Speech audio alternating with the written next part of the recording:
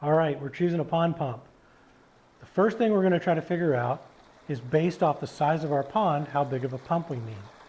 Now, in my experience of, mucking ponds, redesigning ponds, building ponds, I've always went with on the small ponds, let's double the size. So for example, a 100-gallon pond, a little small 100-gallon pond, would use a 200-gallon per hour pump.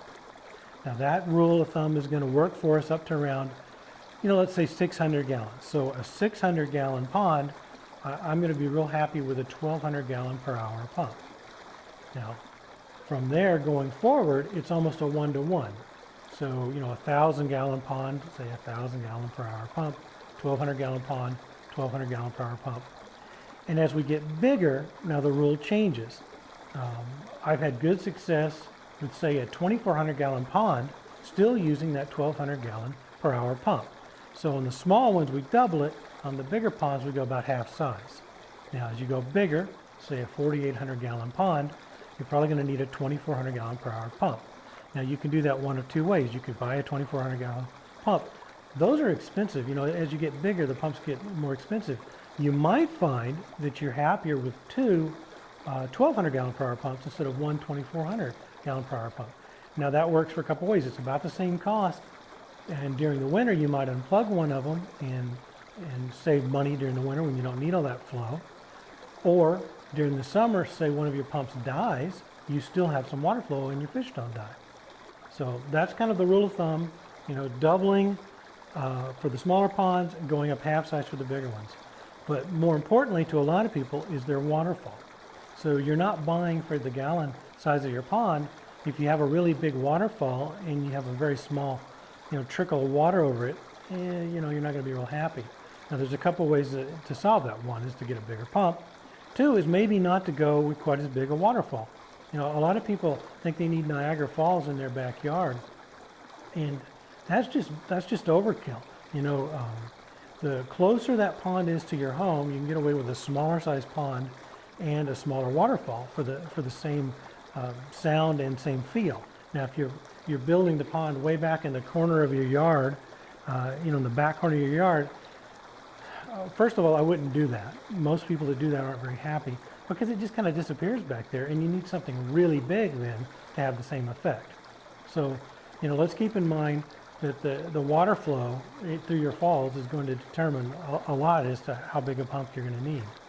Now, let's say we've got a pump that's a little bit bigger than our filter system. That's the third thing we're going to look at. What about filters? Say you're using a gravity flow filter. You put your pump on it, the one you think is going to really work for your waterfall. Everything's great. You hook up your filter and it's overflowing your filter because you're pumping too much through it. Well, you're okay there. What we can do is we could divert. We can take the pump that's going, the line that's running to your filter, and what I've always done in the past is just, cut it in half, put a little Y on it, put a T on it, a couple of ball valves work really well. So that way you can shut down the flow accordingly till you can make it be the right amount through your filter and send the rest directly to your waterfall.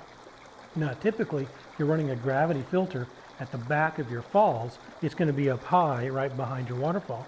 So your diversion could take place right there at the filter. Just cut it, tee it. This goes to our filter, this goes straight to our falls, and of course going through the filter goes back into the falls also. So that way you can run a bigger pump than you need for your filter. Now there's three types of pumps, the main three that we look at, and I'm going to exclude utility pumps.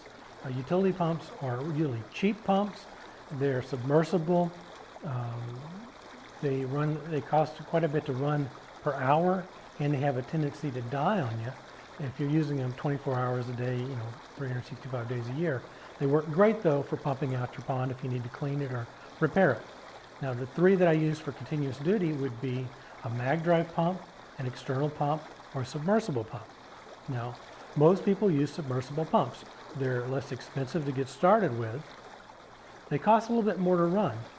And those are the ones that fit down in the water. They could either fit in your skimmer or they fit down in the bottom of your pond, usually in a pump sock or some kind of a pump netting to protect them from being clogged with debris. You could also go with an external pump. Those cost more up front, but they're a little bit more economical to run.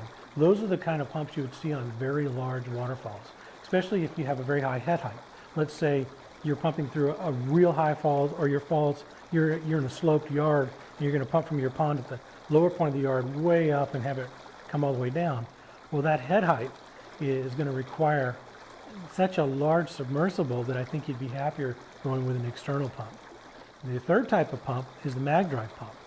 Now, in a lot of situations, mag drives are perfect. A mag drive pump can be put in the water, or you can plumb it so it's external. And mag drives are by far the most economical. Whenever we had large holding tanks for our koi, we would plumb those with mag drive pumps and put the pumps outside the tank. And those would cost us far less than using any other type of pump. The problem with a mag drive is, even the larger mag drives would stop at around 2,400 gallons per hour. It's filtering them. You know, those tend to clog, so you really have to put them either inside of a submersible filter, or seriously build a contraption, basically. Something that's going to have, you know, tight filtration and go more and more filter out, and then even have a net barrier around it. Otherwise, your mag drive is going to clog all the time. But if you're in a situation where you're using a submersible filter, man, a mag drive is the way to go. So, you know, kind of keep in mind, those are the things we're looking at. It's not just by the size of the pond, it's also looking at the flow. We can work around our filter by diverting, and you know, if we can go with the mag, do that, because it'll save you money. If you're going to go with not a tremendously large head height or massive Niagara Falls, you could probably go by with a cheaper submersible. Keep in mind, you can buy 2 smaller ones instead of 1 big one. That'll often help you. And you know, your last recourse is the external. A lot more money up front, much more flow. You can have that little Niagara Falls going, and you know, those are the main criteria for your pumps. And good luck with your pond.